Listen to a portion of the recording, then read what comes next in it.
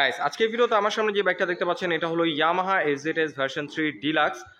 এইটার বর্তমানে official price offer প্রাইসটা আপডেট করা হয়েছে, তাই আপনারা যারা বাইকটা পারচেজ করবেন তাদের জন্য আজকে ভিডিওটা অনেক বেশি হেল্পফুল হবে, কারণ আজকের ভিডিওতে এটার এ টু জেড ইনফরমেশন আপনাদের সাথে শেয়ার করব।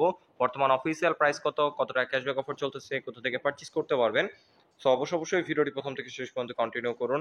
আমি রয়েছি আপনাদের সাথে আরাফাত কবির স্বরূপ, আপনারা দেখছেন কাবির ব্লগস বিডি। আর বেশি কথা না বাড়িয়ে চলুন মূল ভিডিও শুরু করা যাক। তার আগে বলে নিই, আপনি যদি আমাদের চ্যানেলে নতুন দর্শক হয়ে থাকেন তাহলে অবশ্যই আমাদের চ্যানেলটি এখনই সাবস্ক্রাইব করুন এবং পাশে আসা বেল আইকনটি প্রেস করে দিন। এবং অলরেডি যারা সাবস্ক্রাইব করে ফেলেছেন তাদেরকে থ্যাংক ইউ সো মাচ।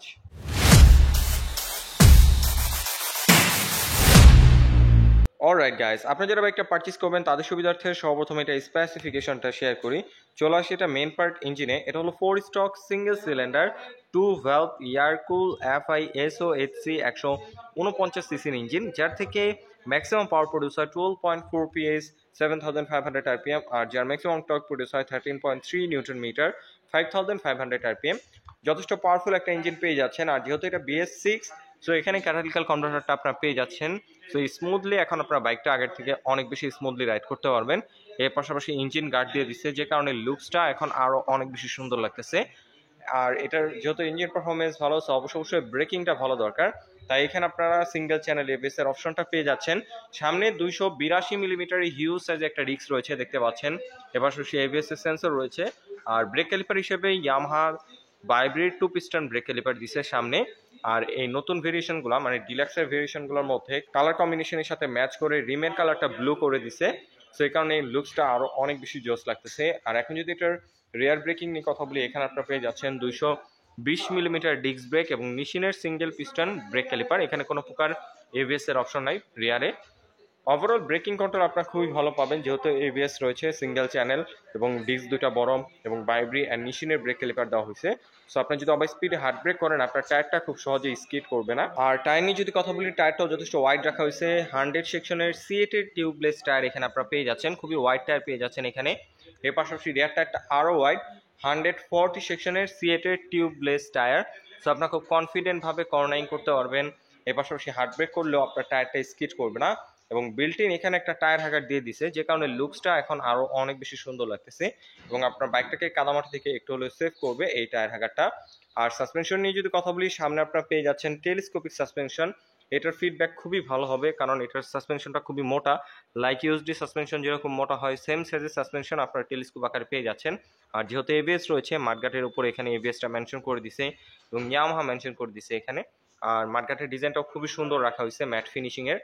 আর এটা রিয়ার সাসপেনশন নিয়ে যদি কথা বলি, এখানে আপনারা পেয়ে যাচ্ছেন 7 স্টেপ অ্যাডজাস্টেবল মনোশক সাসপেনশন দেখতে পাচ্ছেন।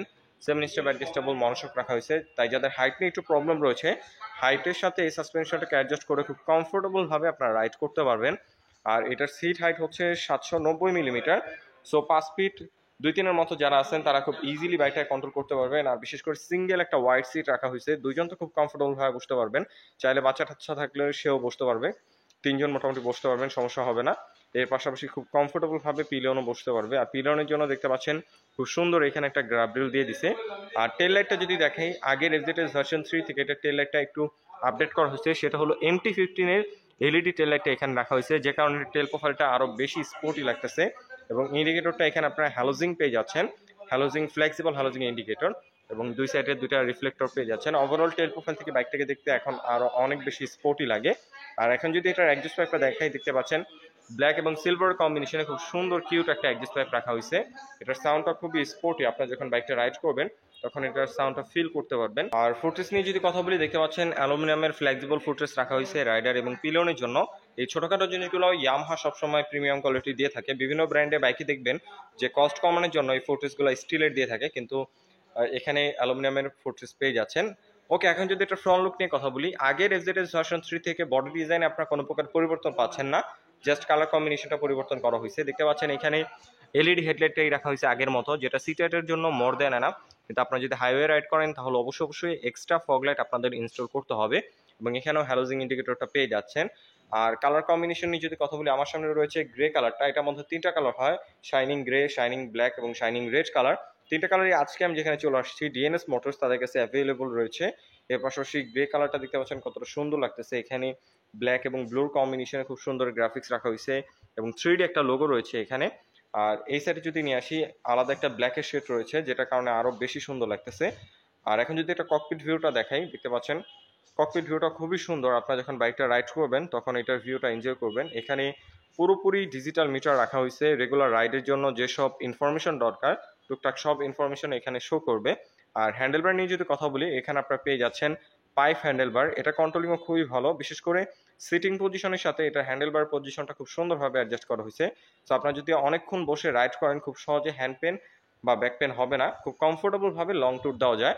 আর কন্ট্রোলিং সুইচ নিয়ে যদি কথা বলি, এখানে আপনারা ইঞ্জিন কিল সুইচটা পেয়ে যাচ্ছেন, সেলফ রয়েছে। আর বাইকটাকে আপনারা শুধুমাত্র সেলফের সাহায্যে স্টার্ট করতে পারবেন, কোনো প্রকার কিক স্টার্টের সুবিধা এখানে নাই। আর এই সাইডে যদি নিয়ে আসি, পাসিং সুইচ এবং হাই বিম লো বিম সুইচ এখানে একটাই রাখা হয়েছে এবং ইন্ডিকেটর সুইচটা পেয়ে যাচ্ছেন, তার নিচে হর্নের সুইচটা। আর সুইচের বিল কোয়ালিটিও যথেষ্ট প্রিমিয়াম কোয়ালিটি রাখা হয়েছে। শুধু সুইচ না, বডির যে কোনো কিট বলেন, যে কোনো ম্যাটেরিয়াল বলেন অথবা কালার কোয়ালিটি বলেন, প্রাইস সেগমেন্ট চিন্তা করলে যথেষ্ট প্রিমিয়াম কোয়ালিটি। আর বিল কোয়ালিটি নিয়ে ইয়ামাহা কোনো প্রকার কম্প্রোমাইজ করে না।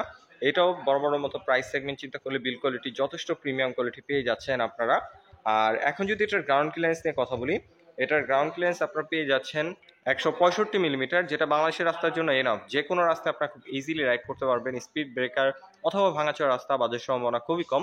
এর পাশাপাশি এখানে সিঙ্গেল হর্ন পেয়ে যাবেন, ডুয়েল হর্ন ব্যবহার করা হয়নি, এবং বিল্ট ইন বাম্পার পেয়ে যাচ্ছেন, যেটা বর্তমানে অনেক বড় বড় ব্র্যান্ডে বাইকে দিচ্ছে না কস্ট কমানোর জন্য, কিন্তু ইয়ামাহা তাদের প্রতিটা বাইকের সাথেই বিল্ট ইন বাম্পার দিয়ে দিচ্ছে, যেটা মোটামুটি আফটার মার্কেটে ইনস্টল করতে গেলে 1000 থেকে 1200 টাকার মতো চলে যেত। সো আপনারা যদি ইয়ামাহার বাইকগুলো পারচেস করেন তাহলে আপনাদের এক্সট্রা হ্যাসেল আর নিতে হবে না। আর এটা ওয়েট নিয়ে যদি কথা বলি, এটা ওয়েট হচ্ছে 135 কেজি। ওয়েট ডিস্ট্রিবিউশনটা যথেষ্ট সুন্দরভাবে করা হয়েছে। আপনারা যখন ওভার স্পিড হাইওয়েতে রাইড করবেন, মনে হবে না যে বাইকটার সামনে ভারী পেছনে হালকা, খুব সুন্দরভাবে এটা ওয়েট ডিস্ট্রিবিউশন করা হয়েছে। বাংলাদেশে এফজেড সিরিজটা খুবই জনপ্রিয় এটা কমফোর্টনেস কন্ট্রোলিং এর জন্য। সো আপনারা খুব কমফোর্টেবল ভাবে বাইকটার মধ্যে লং ট্যুর দিতে পারবেন, খুব সহজে হ্যান্ড পেন বা ব্যাক পেন হবে না, এর পাশাপাশি খুব স্টেবল ভাবে রাইড দিতে পারবেন।